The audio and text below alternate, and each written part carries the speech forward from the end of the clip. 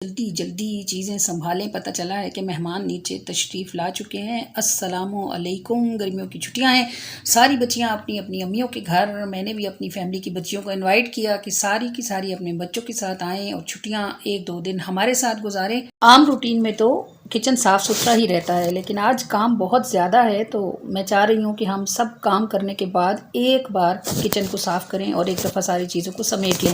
तो ये बिखरा हाल आपको इसलिए नज़र आ रहा है। तो जनाब अली सौदा भी आया हुआ है, इसे भी संभालना है। और ये आलू गोश्त का सालन, असल में मसला ये है कि घर में जितने बड़ी उम्र के मर्द हैं वो सब शोरबा पसंद करते हैं और चाहते हैं कि रोटी शोरबे में भिगो के खाएँ। बच्चों को पसंद आता है ज़रा भुना हुआ, लड़कों को भुनी हुई चीज़ें पसंद आती हैं, बच्चों को ज़रा कोई तीखी फीकी चीज़ें पसंद है। अब सारे लोगों को एक साथ राज़ी करना ज़रा मुश्किल काम होता है, तो मैंने सोचा चले आज ज़रा आलू गोश्त को ट्राई कर लें, फिर आगे देखेंगे। ये आप देख रहे हैं जनाब, बन रही है इमली और खजूर की चटनी।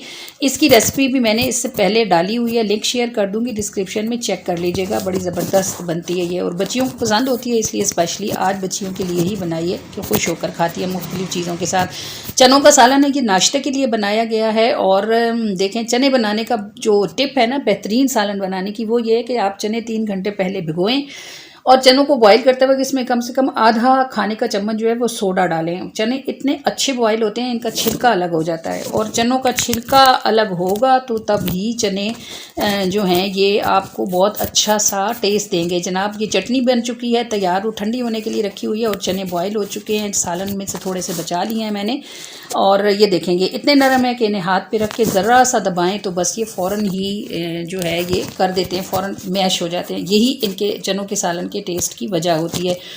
और मैं साथ साथ संभाल तो रही हूँ। देखें, चीज़ें काफ़ी सारी संभली गई हैं, सफाई हो चुकी है बाहर से, और किचन भी काफ़ी सारा बेहतर हो चुका है, लेकिन अभी भी यहाँ कुछ करने का काम बाकी है। असल में मसला ये होता है कि सारी अम्मियों का दिल करता है कि बेटियाँ जब आएँ तो उनके साथ बैठ के बातें करें, और बहुत सारा कुछ सुनने कहने के लिए सबके पास मौजूद होता है। तो बस अभी ये अगले दिन की सुबह आप देख रहे हैं जनाब, शाम गुजर चुकी है, खाना हो चुका है, और ये अगले दिन की सुबह है। तकरीबन 11:30-12 का टाइम है, क्योंकि सारी रात बैठ के सब गप्पे लगाते रहे और सुबह नमाज के बाद सोए हैं। तो अब उठने का टाइम जो था वो 12-1 ही का बनता है। ये जनाब देख रहे हैं आप, बड़ा शानदार किस्म का सूजी का हलवा मैंने नाश्ते के लिए बनाया है। और सूजी का हलवा बनाने की टिप ये है कि आप तीनों चीज़ें बराबर में लें, यानी अगर आप 1 चम्मच सूजी लेती हैं तो 1 चम्मच आप चीनी लेंगी और 1 ही चम्मच आपने घी लेना है, और जो पानी है वो 2 चम्मच होगा। बड़ा शानदार हलवा तैयार होता है। ये जनाब अंडे आप देख रहे हैं तैयार हो चुके हैं, और ये हमारा दस्तरखान हमारे बच्चों, हमारी बेटियों, हमारे दामादों के साथ अल्हम्दुलिल्लाह। याद रखिएगा, खाने वाले सब अपना रिज़्क साथ लेकर आते हैं। हमारा एजाज़ ये होता है कि उनका रिज़्क हमारे दस्तरखान पर उतारा जाता है। हमें सिर्फ नियत करनी पड़ती है, इरादा करना पड़ता है, और खिलाने वाली ज़ात तो बिलाशुबा अल्लाह ही की है। तो बस अल्लाह ताला हमारा दस्तरखान सलामत रखे, इसको वुसअतें अता फ़रमाए, और अल्लाह करीम हमारे बच्चों को भी हमारे बाद ये नेमतें, ये रौनकें संभालने की तौफ़ीक और सादत अता फ़रमाए। कितना अच्छा लगता है जब पूरा ख़ानदान एक दस्तरखान पर बैठा होता है और सब एक दूसरे के साथ मिलजुल कर खाना खाते हैं, तो यकीनन अल्लाह ताला रिज़्क में भी खूब बरकत अता फ़रमाते हैं।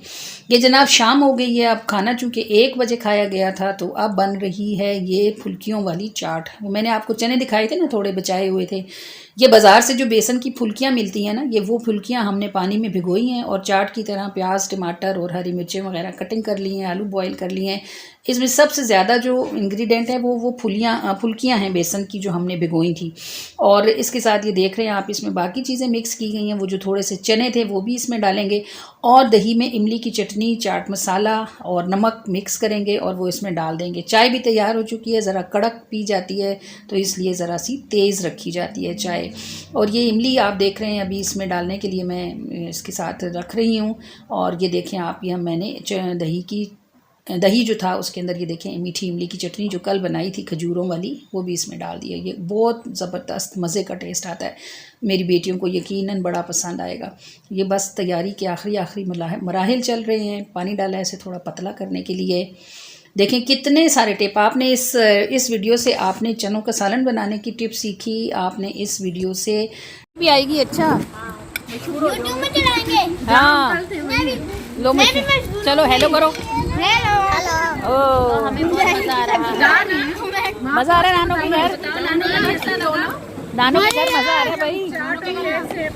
हाँ बोलो कि बहुत मजा अभी हम चाट और केक में बिजी हैं। ये जनाब खाली मेज़ बता रही है कि मेहमानों को कितना मज़ा आया। शाह मशहूर होने के लिए तैयार हो जाओ। खाने के बाद मेहमान तो सारे, ये आप देख रहे हैं जो व्यू, ये जिना पार्क का व्यू है। सारे मेहमान बच्चों के साथ जिना पार्क पहुंच गए कि थोड़ी देर बच्चे भागे दौड़ेंगे, खेलेंगे, एंजॉय करेंगे। ये हिबान साहब हैं जो इस वक्त अपने मामू जान की गोद में सवार हुए हुए हैं और ये भी सारे बच्चों के साथ अपनी मामा बाबा के साथ एंजॉय करने के लिए जिना पार्क पहुंचे हुए हैं। और हमारा चूँकि प्रोग्राम था रात में पाए बनाने का, आज रात में, तो वो आपको मालूम ही है कि एक रात पहले ही चढ़ा दिए जाते हैं। कल रात से ही बन रहे थे, बस अब मसाला वगैरह तैयार करना था, तो वो मैंने मेहमानों के आने से पहले ही तकरीबन सारा काम हमने संभाल चुके थे हम लोग। ज़्यादा अच्छी बात ये हुई है कि जनाब आज मुहर्रम का चांद हो गया है और अब जो काम होगा वो ये होगा कि मुहर्रम की यानी इस्लामी साल की पहली रात में हम पूरा ख़ानदान एक दस्तरखान पर बैठे हुए होंगे अल्हम्दुलिल्लाह। तो रोटियों का मसला ये होता है कि जब खाने में ज़्यादातर लोग पसंद करते हैं घर वाले के घर की रोटियां बनी हुई हों, तो बच्चों के लिए बाज़ार से मंगवाई जाती हैं, वो तंदूर की खाना पसंद करते हैं और हम सब बड़े अपने लिए घर में ही रोटी बनाते हैं। तो ये मैं वापस जो मुड़ी हूँ जनाब, रोटी का डब्बा ही ऊपर भूल आई थी। बस अब रोटी का डब्बा लेके नीचे उतरते हैं और नीचे देखते हैं कि दस्तरखान की क्या सूरत हाल है। तो ये जनाब बस अभी नीचे पहुँचेंगे। चूँकि मुहर्रम की यकम है और अभी इस पर फातिहा होगी सारे खाने पर जिसको हमने मेहमानों के लिए बनाया है, तो अभी जाते हैं नीचे, देखते हैं, दस्तरखान लगाएंगे, नात पढ़ी जाएगी, दुआ होगी और उसके बाद खाना आगाज़ होगा। है वो सितारा जिसे खुद रब आलम ने पुकारा, हमारा राहबर है वो सितारा जिसे खुद रब आलम ने पुकारा। मेरे महबूब जो चाहेगा तुझको मुझे लगने लगेगा खुद ही प्यारा। मेरे महबूब जो चाहेगा तुझको मुझे लगने लगेगा खुद ही प्यारा। हमें तो खुश नसीबी ने उठाया जहाँ के सारे झगड़ों से छुड़ाया।